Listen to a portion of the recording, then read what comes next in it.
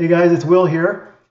I'm with Conscious Muscle. I thought I would share his what he's doing. He's got a farm sanctuary and he's also a vegan bodybuilder, and I thought it'd be really interesting, and I really admire what he's been doing. Mostly I found him on Instagram. So welcome, Jordan. Thank you. Thank you for having me. I'm excited to talk with you. Yeah, it's exciting to find out all about what you're up to. I noticed, like, from Instagram, I don't know how, but I found you, and it was a few things that really stood out. Like I mentioned, firstly, I was wondering when and why you started up this farm sanctuary. Sure. Well, in essence, after going vegan, I started really diving into the moral and ethical implications. And it kind of got to the point where someone has to do something. And then through Instagram, I found a lot of people that were doing animal rescues, farm rescues, fostering. And I'm like, man, if they can do it, I can do it. I mean, I have two rescue pit bulls. Like, how hard can it be? So there was a slaughterhouse down the street from me that was just a nasty slaughterhouse. And our first, we started off with our pits, and then we rescued some birds, and then came our first two pigs. And it's very interesting because the first two pigs we rescued, that slaughterhouse we got them from, 2 days later, they were actually raided, and it was one of the largest animal cruelty things in U.S. history. Them and two other slaughterhouses got shut down. They got arrested, and this guy's livelihood was taken away. Thankfully, they were doing horrific things like selling animals for sacrifices, because there's a lot of different groups down in our area with a lot of different religions, or whatever you want to call them. Anyways, so there was videos of this guy like stomping ducks to death and doing just outlandish things that you don't even do at a slaughterhouse. So, over 1,000 animals or something like that were seized. I can't quote the exact number, but it was something like 80% of them had to be put down because of the deplorable conditions and because of the health they were in. So, and keep in mind, these are animals that are being sold as food. You know what I mean? So anyways, that's kind of how it started. It started with the dogs and then the pigs, and then it started with, we can really, really do something and make a difference. Yeah, that's so, like, specifically with the pigs, how did you get them? Like, I mean, did somebody, like, what's that process? Because somebody, one of the reasons, just to give people an update or a little information, if anyone's thinking about starting a farm sanctuary and wants to even just get one animal, I just want to help sort of give them some specifics or some guidance to what they might go through. But so how did you hear about, like, those specific pigs, or how did you end up getting them? Because I imagine they don't always want people taking animals and stuff. Sure. So there's some moral and ethical implications to this. So let me preface with this. There's many ways to rescue animals. I think one of the best ways, look at your local animal shelter, your local, your local rescues, your local shelters. People don't realize this, that the majority of dog shelters, animal rescues, they do have livestock animals. They do have pigs and horses that people abandon. So first route, rescue an animal from a shelter before it's euthanized. Second, if you go on whatever it is, Facebook or any social media platform, people are always forfeiting animals. And you want to get those animals before they go to the pound. You know what I mean? People always get mini pigs, and they're never mini pigs. There's very few mini pigs. So, yeah. People give those away. Another method is people rescue animals in their own fashion. And if you want to take that on, you can.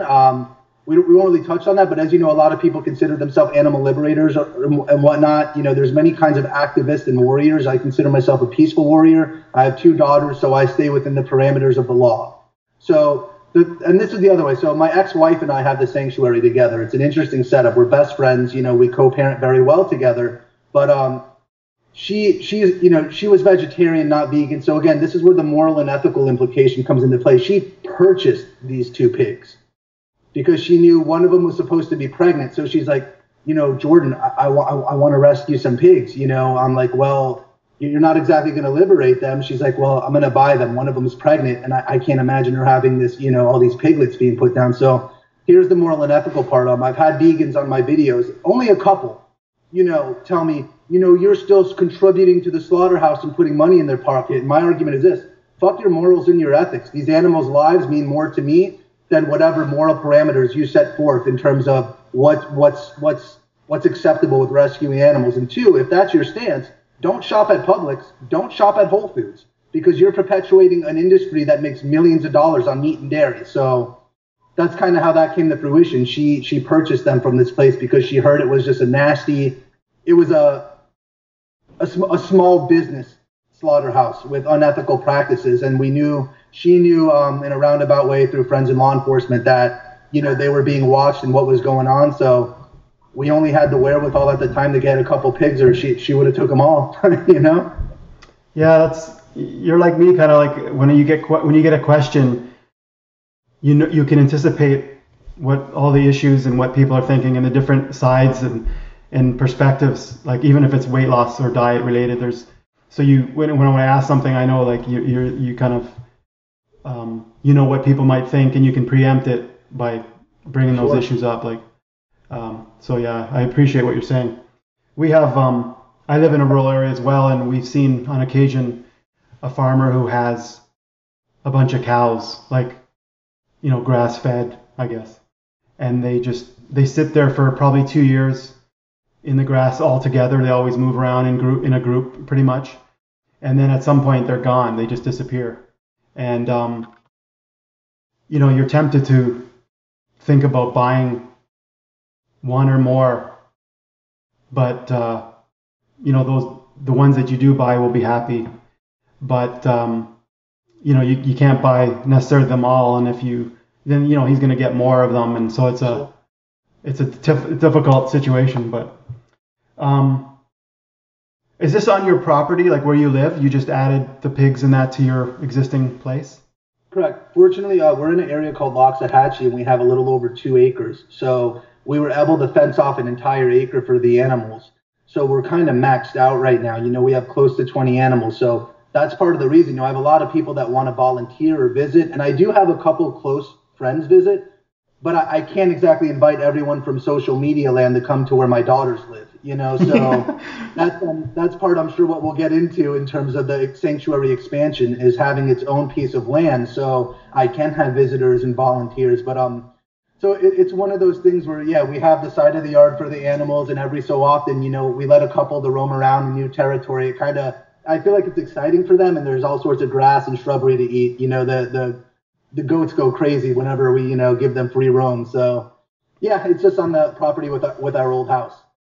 Is there any like zoning or licensing it depends on where somebody lives, if they're in a rural or a urban area, but where you are, can anybody just have animals, whatever they want and there's no issue, or do you have to have something?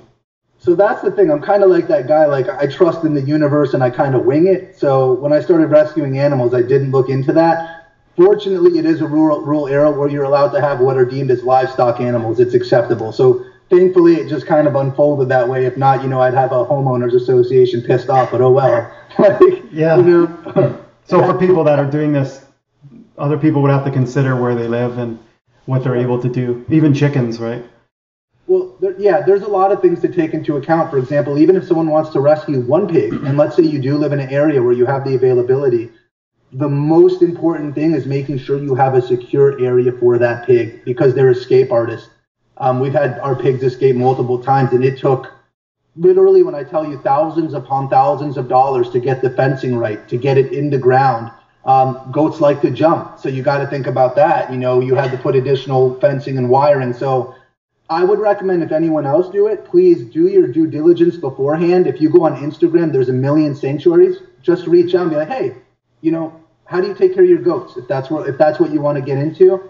And it's super easy. It's a matter of having the land, having the fencing, having the love, having the food. It's not hard, but again, everything's hard until it's easy, Yeah. Yeah. When you don't know what's going on and what you're doing. Do you have any sense of the cost? It's probably difficult because you have fencing and there's different animals, but like food, even for like, say somebody finds a horse or, hears about a horse, and how does somebody figure out what that might cost, assuming they're going to pay for it themselves? So that's one of those things. I would go to someone who has stables and be like, hey, what do you feed your horse and how often? And just based on that, so it's going to take a little bit of being an extrovert. You're going to have to reach out. But, if this is an important cause to you, you're going to reach out. You're going to find out. In terms of cost, I didn't really take that into account when I underwent this endeavor. So fortunately, I put myself in a position where I'm able to afford it. And obviously with the expansion now, I'm definitely digging into crowdfunding because I want to do this on a much bigger level. But It really depends on the animals. People got to take into account there's fencing, there's water, there's food bills, there's vet bills. Things happen. We've had one of our turkeys attacked by one of our goats jumped over the fence and got torn apart by a German Shepherd.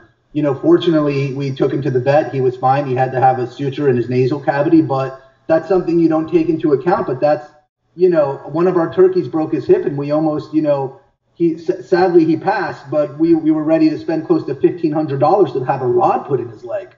It's just stuff you don't think about. You love these animals the same way you love your family. It's their family. So it can be a cheap endeavor if you do it smart. If you're capable of taking care of two animals, take two animals and give them the best life possible. Don't try and get 10 and then stress yourself out and stress the animals out, Yeah. Yeah, I had a dog that died a couple years ago. It was just about 19 and a half. I'm sorry, that's a long. Yeah, and it was brutal because for me, that's like my kid, and I'm still pretty messed up, but I spend a fortune, and so I know that or certain people that have other animals, even like the farm animals, if you have that mentality where you're gonna do anything pretty much to make their life, to help them and fix them medically and surgically, it's a lot of money. Like we had surgeries done. I even had cataract surgery because my dog couldn't see. Luckily there was an eye doctor who had moved here where I live. We had like cancer surgeries, so like all that stuff, and especially as they get older. Can I ask you, how was the quality of life after that surgery? Did you find it easier to get around? Was he more happy and nimble? Yeah, so that was the thing. Like he when the eyes kind of gloss over, they look down all the time. They bump into things. They don't go up and down stairs anymore. We were carrying him in and out every day to go to the bathroom, like outside, down the steps. He couldn't go down steps anymore. And when we did the cataracts, at the time we had all these tests done, and they said they could do it because they have to check the health of the eyes. They only, in this surgery situation, at the time of the surgery, they only did one eye, because when they break up the lens, they break it up and they take the pieces out and they put a synthetic lens in there. The other one was in pretty rough shape, the eye, so it was so hard to break the lens that was in the one eye that they didn't think they could do the other one. So he only had one eye, but all of a sudden he started looking up and he was looking at us, and he could go up the stairs. When they talk about quality of life, like say of pets, like dogs and cats, a lot of people, it gets expensive, and then you start wondering, like, is it worth it, and is it gonna, because you're sort of speaking on behalf of the pet. You don't know what they necessarily want, but I'm always trying to make things better and not necessarily just euthanize as soon as there's some kind of an issue, if within reason. But I generally spend whatever has to be spent. But I know that I've talked to people who think that, I don't know, they look differently at animals in some ways, where they don't think that the particular surgery or pill might make their life that much better. So it's a tough call sometimes.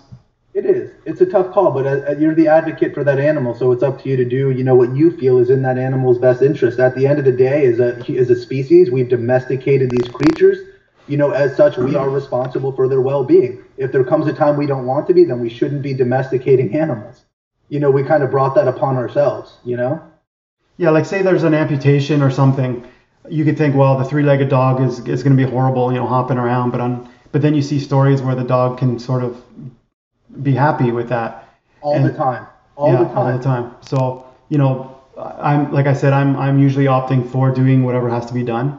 But I was just trying to say that even with the dog, like the costs, especially as they age, like there was medications, eye drops and things as well.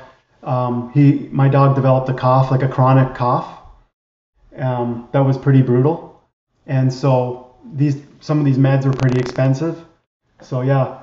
But I don't discourage anybody from starting a farm sanctuary. The other thing I was going to mention, obviously, by talking to you, is that people can donate to your sanctuary, if they're really interested, but they don't necessarily want to take it to that level, Sure. Yeah. Supporting other people that are doing that type of work. you want me to mention the how? Yeah, sure. Let's do that now.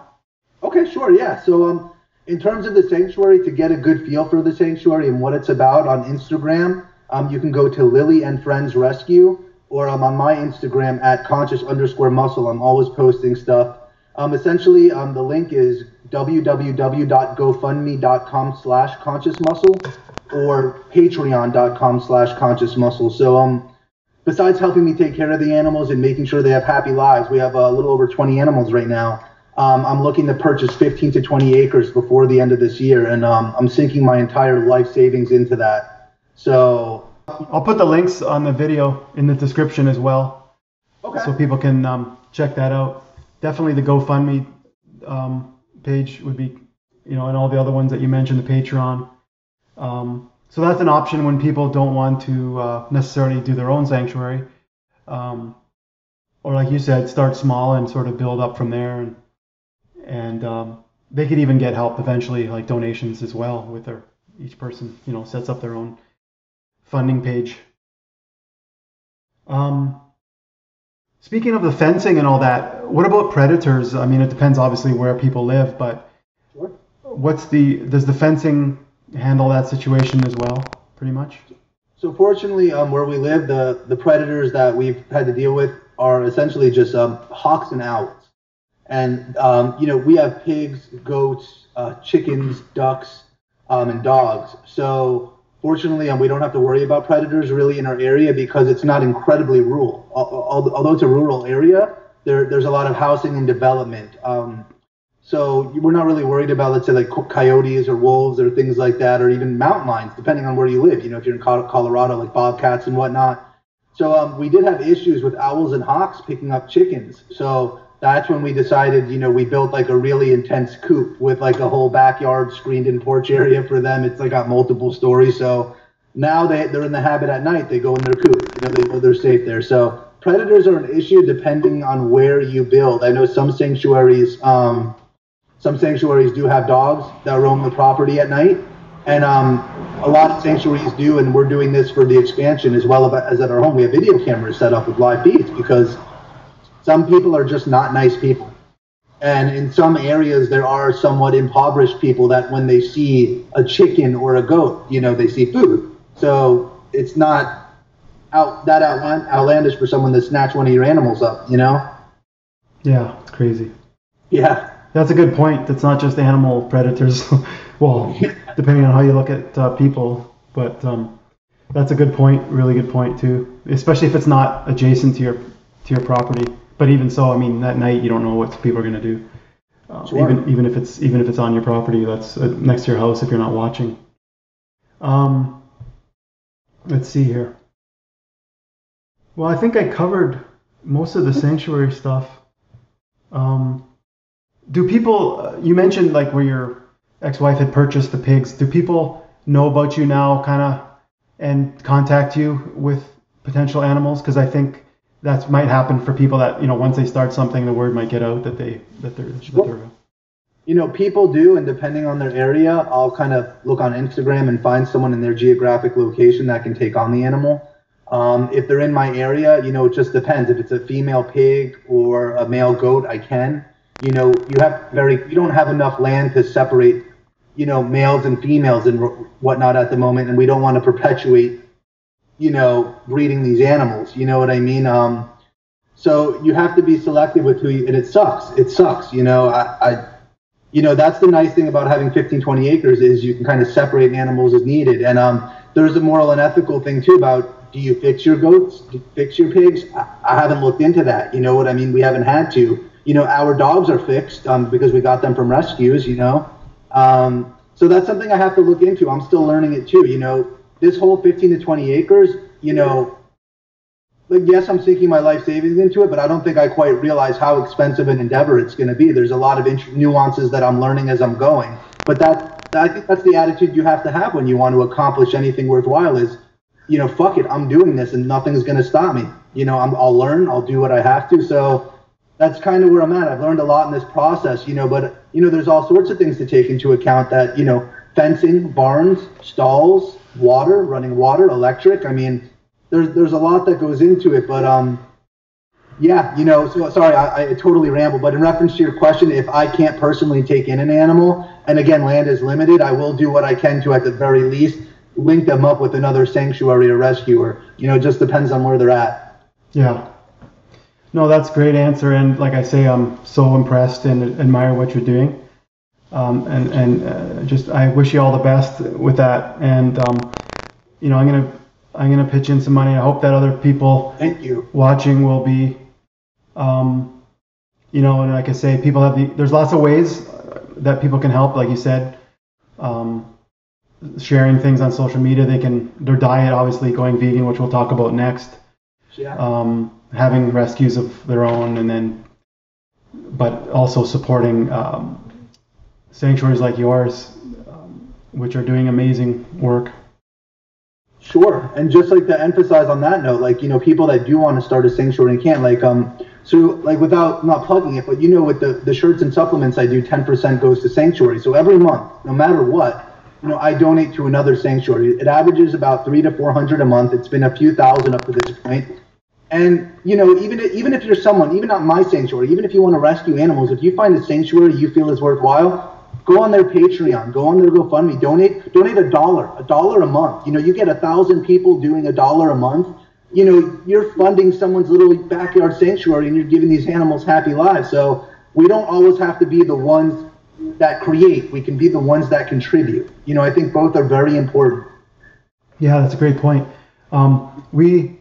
We work with, my wife Bonnie and I work with sometimes wildlife mostly versus like the domesticated animals.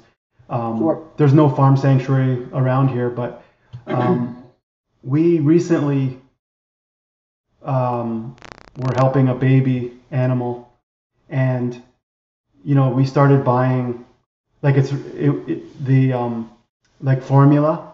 They need like a formula like as a baby, right? Like something similar to the mother's milk. There was formula, there's these electrolytes, there were syringes, bottles, like baby bottles. And then you get into like the towels, like when they're peeing and pooping and that, and there's washing laundry, doing like daily laundry towels, and so things were deworming medication. So I mean, that's just a little example of things that people should be aware of that can add up, and that's only one animal. So yeah, it's like taking care of a baby. Exactly what it is. Yeah, it's interesting. Since you mentioned the shirts, and we're going to get into all this aspect, veganism and the bodybuilding now, hopefully. And I could show some pictures in that. But what do you have available for with the shirts and the BCAA? Sure. So as you can see, I don't know if you can see this, my living room is like, wow. The business has kind of outgrown my area. I wanted to make a shirt that made a statement, especially being in the world of bodybuilding. So I don't know how visible it is, but the front of the shirt says, and I'm big on consciousness and awareness. So it says conscious muscle is vegan muscle. And I don't know how visible the back is. Maybe if I squat down. Yeah, I can see that. Yeah. It says killing workouts, not animals. So I think that's just an awesome thing, because a lot of people approach you and ask questions because it's something that relates. Like, bro, I'm killing workouts, not animals. Be like, what's that mean? I'm like, literally what it says. I have another one that's on shirts, hats, and bags. It's just my friends, not food design. Really simple, just to grab attention and elicit a response. So the cool thing about the killing workouts, not animals is, some people might give you a weird look. You know how it is when people are met with an inconvenient truth. They usually meet it with hostility and ignorance. But the cool thing is at the gym, all the younger bros, all the younger guys that see like a bigger jacked guy are like, dude, how do you do it? Like, there's more curiosity than apprehension. And I've had a couple guys, some transition to vegan, which is obviously, for us, that's like an angel getting its wings. We're like, yes. And, I've had a few people give up just red meat and pork. And for me, I know there's a lot of militant vegans out there, and I get that way too, because we get angry, we get fired up. But my thing is this, man, pat people on the back. This journey is about progress, not perfection. If someone can just give up maybe red meat and pork and start there, they're moving in the right direction. You know what I mean? I just feel like a lot of people give people a hard time, and I was that way when I first went vegan, but I kind of learned that It's the relationships you cultivate with other human beings that are going to really elicit change, not fuck you, you're wrong. That's not a good way to get in the door, Yeah, this topic is there's people that are it's a touchy subject in the terms of people that think that the only way to talk about veganism is with the animal ethics aspect. Sure. And I guess they call it abolitionist. There's Gary Francione. It's an ethical thing, and that's the only way. But I like a variety of ways to encourage people to switch to a plant-based diet, like health-wise, for their own health, for animals, for environment. As an example, like when you are physically in good shape, and especially with the muscle, showing that it's the self-interest of the person, right? That sure. And also with health as well, people they care about themselves, and if they have cholesterol or a heart attack or whatever, and then some kind of problem basically, and then they look up diets to figure out what can I do to improve my health conditions without medications and surgeries. So they're self-interested, but that is a gateway. Like you said, you started out doing it, and then you kind of migrated into some of the ethical issues. And I find that happens too with people who, because now now you're eating that way, you don't have that cognitive dissonance between what you're doing, you're eating, and what your beliefs. So now that you're open to many different ways, and like I said, the self-interest, which is one gateway to getting people to approach this lifestyle, and then hopefully the morality, the ethics kick in. So I'm open to other ways of promoting this, and as you with a large body, muscular body, and sort of being an example, plus with your t-shirts and stuff, I think it's I'm totally open to that way of promoting the veganism. Well, yeah, man, I'm on board with you in that train of thought 100%. If I approach you and say, hey, Will, you're totally morally and ethically unsound, you might tell me to fuck off. But if I tell you, hey, Will, I know you love, hypothetically, I know you love your kids. You know what I found out with my daughters? I didn't know dairy was acidic. It's literally a carcinogen. I switched them over to flax milk. Isn't that crazy? I'm not telling you you're wrong. I'm telling you an example from my life that maybe you'll be like, whoa, dude, like, no kidding. Or, I had high cholesterol too, and I used to eat nothing but fish and chicken. I didn't get it, and did my blood work last week, and like everything's perfect. So I'm with you. I don't care how we reach people, Will. I just want to reach them. Yeah, that's a great point. So you went vegan, was it almost 3 years ago, something like that? Yeah, I never picked an exact date, and I really need to make this question. It's been like 2 years and 10 months. So it kind of happened. If you want, you want me to like kind of tell you how it happened? Sure. I don't know how that. Yeah. Okay. It's super simple story. It's actually really cool how it came to fruition. I had 2 clients that I used to train every morning, husband and wife. I used to train the husband every day, and I'd go to their house at 5 a.m. every morning, 5 days a week. And this is when I was like doing personal training full time. And the wife went vegan. She was looking into diet, right? First it started with her health, and then diet, and she came to the conclusion of veganism. So, and I'm going to be very candid here. She approached her and her husband and I while we were in his garage gym, and she was telling us about veganism and how you guys don't get it. Like, even without your health, guys, you're ingesting cruelty and suffering. And we laughed at her. We laughed. We're like, Susan, you're an idiot. You're going to wither away and die. Like, we're trying to make gains. Like, this is impossible. It's like, Susan, this is dumb. And me and John would look at each other and be like, it's a phase. She'll get over it. She would cry. Not to us, but like about conversations. She got really into the moral and ethical and the suffering of the animals. So anyways, me and her were having a conversation one day, and I'm like, listen, Susan, I think it's a great thing for the animals, but we're just not going to thrive that way. Plain and simple. Because, I was a bodybuilder, so I adhered to that traditional, conventional bodybuilding doctrine that's been spoon-fed to us our whole entire lives with absolutely no literature to back it up, other than the fucking billions of dollars spent on the meat and dairy industry shoveling information down our throat, from the TV and whatnot. So anyways, she's like, okay, Jordan, let's do this. Because they were a wealthy family. She's like, by Friday, if you can present to me a 1-page paper, just 1 page, about why veganism is bad for our health and we can't thrive, I'll give you $500. Just write the paper. I was like, okay, cool. went online, looked at every medical journal I can find, came across the China study, came across there's all sorts of articles and credible data out there from different institutions that just like the president of the American College of Cardiology, he states that we're herbivorous by nature and we're designed to be plant-based. So I came to Susan, I said, Susan, I can't find anything negative about veganism. It's actually probably the best thing we can do for ourselves. And at that point, I made the decision to transition without cold turkey for my health. I want to have the longest, most quality of life for my daughters. It made sense. And then, like we said, then came the moral and ethical implications, because Susan used to tell me about slaughterhouses and whatnot. And me, like most people, we know how it goes. But in our mind, we have this vision, this skewed vision of humane slaughter. We have no idea what the hell's going on in factory farms. And once I found out, I come from, although I'm not religious, I do come from an Israeli and Jewish family. And I've met people that have lived through Holocaust and lived through concentration camps with barcodes on their arms. And, I was reading a book called Eternal Treblinka, and to find out that slaughterhouses, concentration camps were engineered off of American slaughterhouse blueprints. So to find out our animals are being systematically tortured and murdered the same way people were in the Holocaust, literally no difference in terms of design and engineering, we all resonate with certain things, or certain things strike. And I guess because of my lineage and growing up around people like that, it really hit home. And, how the fuck could I take part of a Holocaust, regardless of whose species or race it is? Like, I can't be a part of that. So everything just changed. That like a switch was flipped, man. Couldn't go back. I took the red pill. I couldn't wake back up. Yeah. Apparently, lots of people in Israel are becoming vegan. Partly, I know Gary Yourofsky has spoken there, but I think partly they make that connection.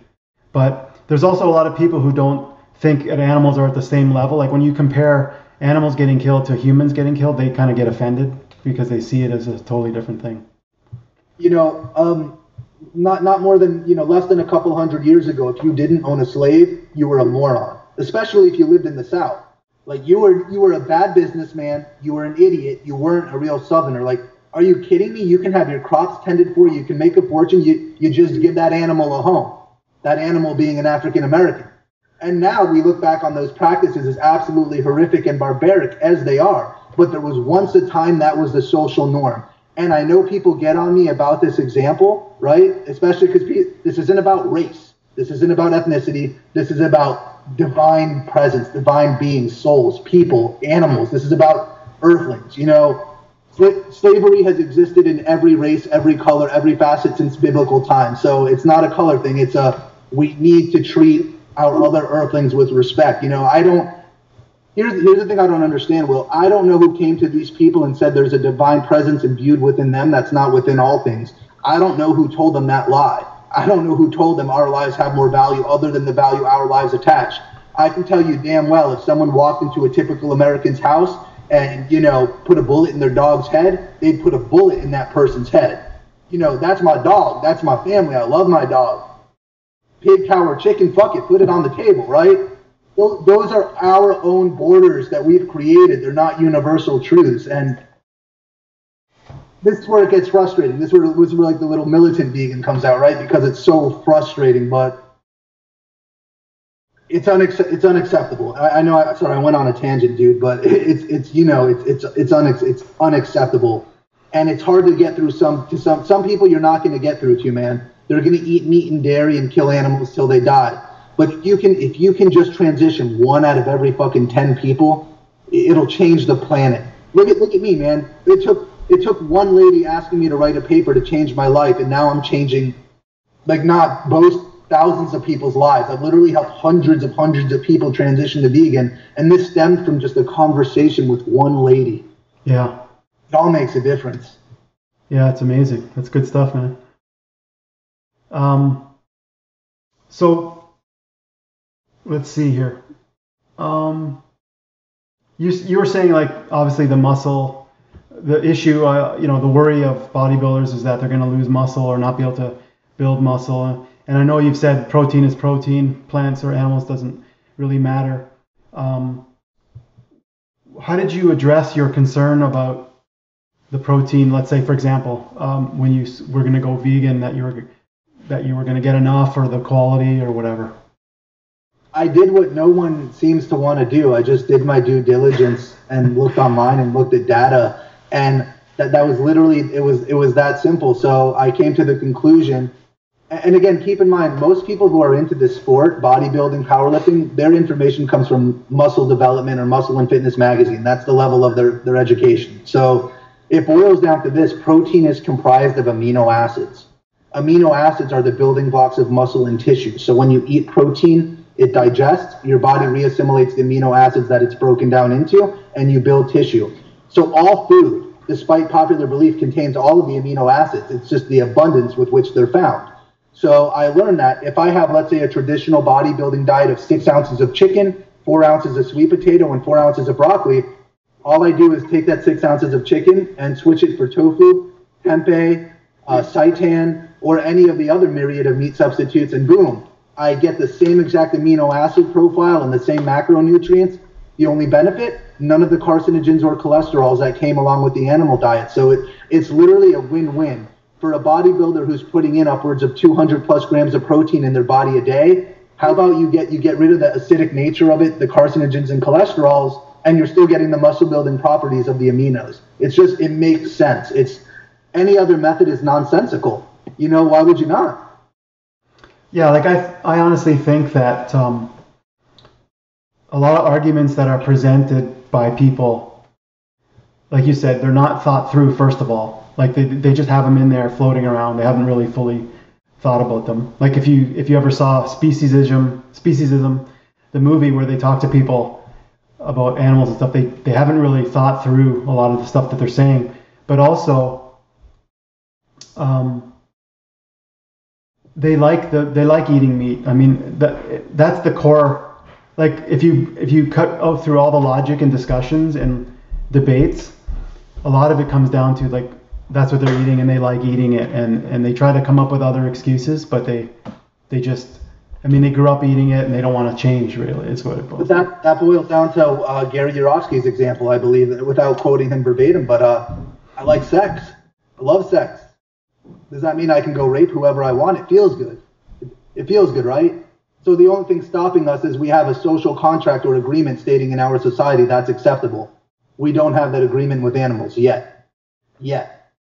But you get what I'm saying? So it feels good or tastes good is just not an acceptable response. But I know that's the response I get on social media. Bacon though, like that's it. Bacon, but bacon, like bacon culture, you know, that's it. So I get it, but just because something feels good doesn't make it acceptable. And just because society deemed, like, you know, if you move to Iran, if you're a younger girl and you're raped by a man, guess who's getting publicly hung for causing the man to commit infidelity? The girl. We look at that as insane, but guess what? That meets their agreement in terms of their social contracting. Doesn't make it acceptable, does it? Yeah, a lot of things with carnism, there's that book, Carnism, a lot of beliefs are just cultural that we are indoctrinated as children, and they're pretty strong at that point because they, like I was recently, or occasionally I'm around kids, I don't have kids, but I heard what people say, parents, grandparents, and it's shocking, like, and I realize, like, even, you know, the princess and the girl's gonna grow up and the man find a man, and a lot of that stuff is, like, you hear people saying it to these kids, and I realize, you know, there's videos where they get the kid to eat meat and they don't really want to when they're young, and there's a whole bunch of things that get taught to kids when they're young, and that's where they grow up doing those behaviors just culturally and without thinking about them. And, you know, I mean, I was in that situation, but when you start reading and researching, you, and sometimes that comes, like you said, from a pain point, like you want to lose weight or cholesterol or whatever it is, and it drives you to go search for a solution. You don't necessarily, the average person doesn't, if they don't have an issue, isn't necessarily going to go look up nutrition and figure out what's best for themselves to live to 100 or something. It's just like awakening. It's that saying, you know, suffering is what cracks the shell of the ego. You know, pain is a great motivator. You know. Yeah. Okay, so I don't want to get too much into all your details with coaching and sort of your philosophies, but I would like to give people some basic tips. So I'm going to split this into two things. One would be the workouts themselves. Like if you have a beginner, general advice with bodybuilding as far as like splits and sort of reps and failure and volume and that type of thing. Do you have a general rule of thumb for that? So I guess in reference to your question, anyone who wants to get into fitness, bodybuilding, or nutrition, the biggest advice I have is if there's many ways to build a house and many ways work. So, just for reference, go on Google, look up bodybuilding splits, find one that resonates with you, and just do it. Just do it. I know that's so cliche, but just do it. My personal preference is I like a 5-day split where you're touching on body parts 1 to 2 times. There's a lot of debate to this, so there's a myriad of intricacies and nuances, but keep it simple. Very simple beginner split. Go in the gym and work 2 body parts. Go in and do chest and triceps. Do 4 exercises, 4 sets apiece for chest. You're at 16 sets. And let's say 3 exercises, 4 sets apiece for your triceps. You're at 12 sets. And then if you're trying to lose weight, go do cardio after weight training because you've already depleted your glycogen, which is your stored carbohydrates. So now you're tapping in the body fat. So biggest advice for training is just start training. Find a split that works for you, and you'll know if it works or not based on how your body responds. And in terms of nutrition, I know a lot of vegans shy away from protein, but I am a proponent of plant-based protein. I'm not a fan of like raw till 4, raw till whatever. I mean, whatever works for you, I don't care. I don't care what you call it. But plain and simple, from a biochemical standpoint, again, amino acids are the building blocks of tissue, so it only makes sense if you want to build muscle, you have to consume the protein necessary. Carbohydrates, get enough to fuel you, keep them complex. Keep your simple sugars, meaning your fruits, I would say limited to your morning or after training to replenish your glycogen stores, to spike your insulin. And essential fats are not your enemy. Hemp seeds, nut butters, avocado. So, I mean, again, there's ways to put this together for optimal results. But my biggest advice to anyone watching this, if you want to get into fitness and bodybuilding, just start looking for answers and they'll find you. They will find you. Yeah. When people eat, do you have fixed calorie amounts, like I think I saw on your website there were like these containers that had different compartments. And so are those like preset meals is that for yourself or for people that you recommend they make a? So that's for all clients. I'm a proponent of macronutrient partitioning, meaning based on a formula I utilize, I'll look at you and say, okay, well, here's your goals roughly. Let's say you want to accomplish this. So you're coming to me because you need help. So I'm not going to tell you to intuitively, I'm like, bro, just eat fruits and veggies, you'll be fine. I'm going to tell you, okay, so based on your goals, this formula and your caloric expenditure, we need you at, example, 2,300 calories. So I'm going to have you eating, let's say, 160 grams of protein, 180 grams of carbs, and 40 grams of essential fat. Then what I'm going to do is translate that into an already portioned out menu saying, okay, well, post-workout's going to be 30 grams of vegan protein powder, 8 ounces of flax milk, 8 ounces of water, and 2 tablespoons of ground flaxseed and a 4-ounce banana. Or, meal 3 is going to be your choice of 4 ounces tofu, tempeh, beans, lentils, whatever. So everything is portioned out to an exact measurement because we need to gauge what you're putting in and know how to adjust that based on the results yielded. Yeah. Yeah, that sounds really good.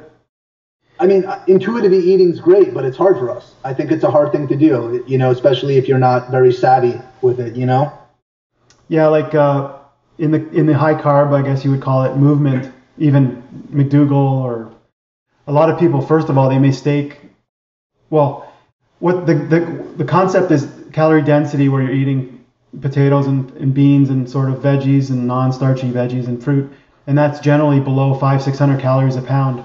So if you're eating like 3 to 5 pounds of food a day, it puts you within and you don't really have to manage or watch too much. This is just for the average person.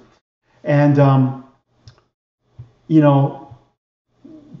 people have interpreted this based on certain YouTubers also, unlimited carbs, it's like it doesn't turn to fat and you can just eat as much as you want. And some of them have even turned that into like stuff yourself till you feel nauseous, which is ridiculous. But like a lot of people I've seen also have trouble with unlimited and just kind of a casual approach to eating whatever within that plant-based thing, but just without any controls, because a lot of eating happens beyond hunger and in between. Just Sure. And if you're trying to nail it down, it's I think you do need to get it more scientifically, because the idea of like portions, and I'm just speaking because I know that what people think, who there's some people who are able to, they promote a high calorie, quite a high calorie intake for anybody almost, and a lot of activity sometimes, but it's not like a magic, carbs aren't necessarily magic in that sense. Like I try to promote calories in and out and just the science of it. And there is a lot of pushback because they just think you can eat as much, as much as you want. And it's not necessarily the case.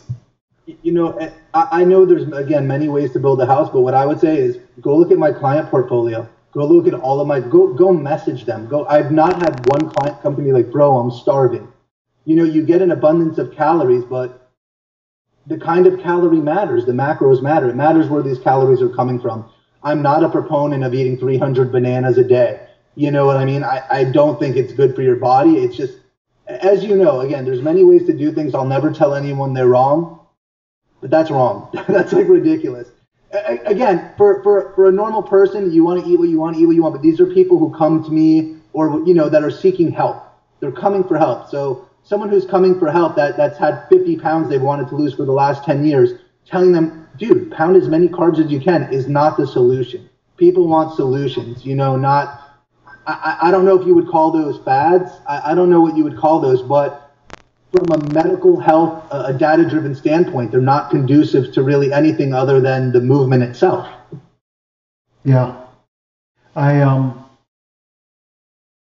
called myself Potato Strong because initially, I tell the story that when I saw forks over knives and I started eating some veggies, I grilled a bunch of asparagus, zucchini, carrots, and on a grill, and I ate them, and I was starving. Like I had a plate and a half of these things, right? And then I realized with McDougall and Starch Solution that you need the starches in particular that have higher calories.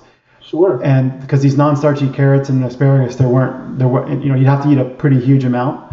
And I was eating like an omnivore plate, but it's all veggies, right? And so when I started eating potatoes and I realized how filling they were, it was like an eye opener. And because one of the issues I had was hunger and stuff. But lately I interviewed David not David Goldhammer. I'm having a mind blank on his last name.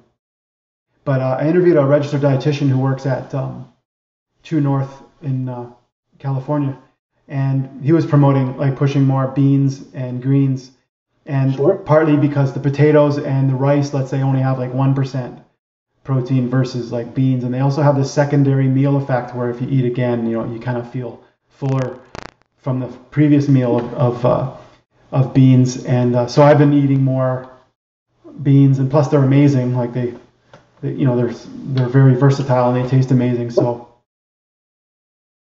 I mean, I know I didn't touch on that, but I offer, I know I've been touching on meat substitutes a lot, but everything in balance. I do have a whole foods plant-based menu, and the protein sources are exactly that: beans, lentils, quinoa, hemp seeds. You don't need it. So let me stress that now for those watching. You don't have to eat meat substitutes. You don't need tofu or tempeh to be successful with nutrition and fitness. You can eat whole foods. It's just, again, eating the right whole foods. Like you said, not a bunch of carrots, asparagus, and bananas, but beans, lentils, quinoa, hemp seeds, getting those amino acids, getting those macros. So I'm 100% on board with your train of thought with that. Yeah. And just to finish up, I know you mentioned you have a BCAA product. You want to just talk a little bit about that and what you have for availability? Sure, yeah. I have a branched chain amino acid product. For those familiar with bodybuilding, you know exactly what it is. For those who do not, BCAAs are branched chain amino acids, again, the building blocks of protein. So essentially what you do is you drink it while you train in order to keep a stream of aminos flowing to your muscles. So let's say you're cutting to lose body fat, it helps fuel and feed your muscle to maintain your lean muscle mass while you're shedding fat in a caloric deficit. there's also a gram of electrolyte, so it helps keep you hydrated and fueled. And likewise, if you're bulking to add muscle, having those aminos helps you build. Now, here's the thing. I'm not hawking my products on people. I'll straight up tell people, for results, you don't need this. You don't need it. Diet and nutrition, nutrition one, training second. These are called supplements. They're only to supplement your nutrition. So do I feel it's beneficial to drink during training? Absolutely. You feel a difference. Do you need it? No. It's a preferential thing. You know, if it's between getting nutritious whole foods and a supplement, always go with the whole foods. But if you're able to do both, and the main purpose of creating this was this: the bodybuilding industry is a huge industry. It's $1 billion a year industry. And the majority of BCAA products are made from human hair follicles and duck feathers. They come from China. People have no idea what's in them. So there's a lot of cruelty-free supplements, you know, starting to arise, and I want them to be mainstream. Like, I don't care if you're vegan or not. When you go to reach for a protein powder or BCAA, why not have it cruelty-free if it's doing the same thing? So essentially with my product, it's 100% non-GMO plant-based amino acids, 0 artificial colors, 0 artificial flavors. 10% goes to animal sanctuaries, and it's just a clean, cruelty-free product. So whether it's my product or anyone else's, make sure it's cruelty-free and vegan, because you're getting the same benefit. You know, it's important. Yeah. I've been doing some body weight stuff, calisthenics, for a while, and one thing I noticed, because generally speaking, you know, because the people in the plant-based, the doctors are against, you know, the protein, like animal protein mostly. Sure. Even I think Dr. McDougall, they don't want people eating too much protein because they worry about like IGF-1, even in like plant. But I did notice that, like, because I talk a little bit about intermittent fasting, and it's actually, when I started looking at the macro, you know, the macros and stuff, I was kind of surprised that the protein, as much as I don't worry about it, how easy it is to get a very little amount. Like if you eat certain things, like I said, potatoes and rice and veggies, and all of a sudden you look at the total grams and it's actually really pretty low. Like even if you're not worried about protein, it's actually, and if you're doing any kind of muscle building thing, it's like, not that I'm promoting tons of protein, but it was shocking, I guess, to me, how little that could be if you're not conscious of it, you know. Sure. You just got to find your balance. You know, you can look up 100 studies right now, and they're all going to tell you a different amount of protein is acceptable. You just got to find what works for you, I feel like, you know. You got to find your balance. Yeah. All right. Well, like I said, I'm going to put the links to your, not just your Patreon and your GoFundMe, but your website, because you have the coaching packages as well, Sure. right? That you offer, and are the links on the t-shirts and that all on your website as well? And yeah, it's all on the hub. There's the coaching information's on the front page, and I also have a shop section. I really appreciate that, Will. Thank you. And you know, for those out there that do want to purchase shirts, you know, that's how I fund my sanctuary and how I donate to others. So I'm incredibly grateful for anyone that, you know, wants to take part in that. Yeah. Yeah, I like the gorilla on the front because Thanks, man. Making people remember that they're eating, you know, plants, and they get pretty big. So. Right? Biggest land mammals on the planet are vegan. Elephants, rhinos, bulls. Like, let's go.